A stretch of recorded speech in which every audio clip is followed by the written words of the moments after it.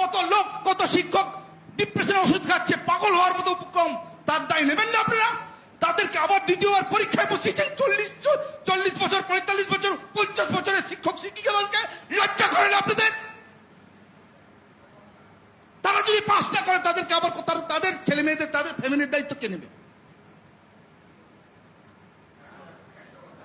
আমার চাকরি কেড়ে নিয়েছেন, আমাকে লাঠি মেরেছেন, আমার পিঠ ঘষে পুলিশের পুলিশ, আপনি পুলিশ আছেন, অপদার্থ একটা নোংরা পুলিশ দলদাস, আমাকে খোঁজ নিয়ে গেছেন, আমাদের নামে কেস দিয়েছেন, মিথ্যে ফলস কেস দিয়েছেন আমাদেরকে। আমি জানি না, আমার মেয়ে প্রশ্ন করেছে, বাবা তুমি স্কুলে যাবে না? আমি উত্তর দিতে পারিনি। আমি স্কুলে যাবো কি যাবো না, আমার স্টেটটা কি আমি জানি না, যে আমার চাকরি আছে কি নেই। এই যন্ত্রণা আপনারা বুঝবেন না।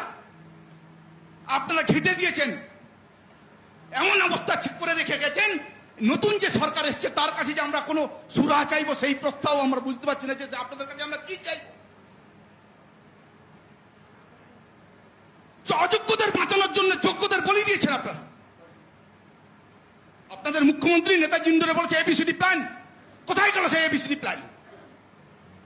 আপনারা কোনো কথা বলবেন না, আপনারা কোনো কথা বলবেন না। আমি অল্প বয়সে আমার বাবাকে হারিয়েছি। আমার মতো হাজার হাজার ছেলেরা সংগ্রাম করে, লড়াই করে গ্রাম বাংলার বিভিন্ন প্রান্ত থেকে উঠে এসছে, শুধু শিক্ষকের মতো পেশাকে বেছে নিয়ে অন্যান্য পিএইচডি করেছে, কেমিস্ট্রিতে, ফিজিক্সে, ম্যাথমেটিক্সে।